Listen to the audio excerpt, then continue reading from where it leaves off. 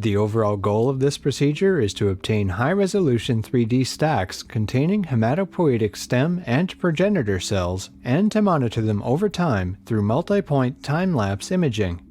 This is accomplished by first labeling the hematopoietic stem and progenitor cells, or HSPCs, with a lipophilic dye.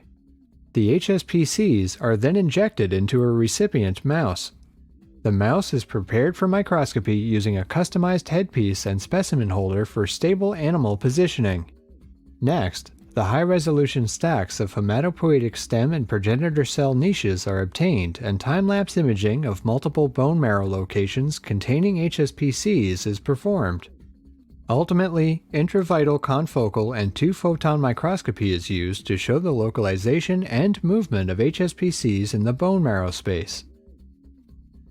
The main advantage of this technique over existing methods, such as immunofluorescence on bone marrow sections, is that we are able to capture information on a four-dimensional scale, 3 dimensions plus time.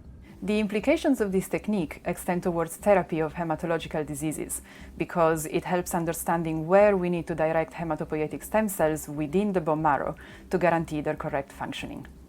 We first had this idea for this method when we realized how crucial it was first to be able to follow HSPCs over time.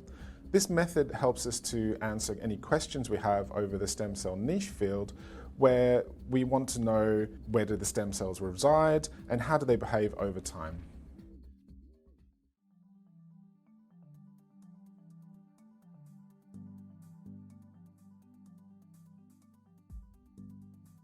To begin, harvest the hematopoietic stem and progenitor cells as demonstrated.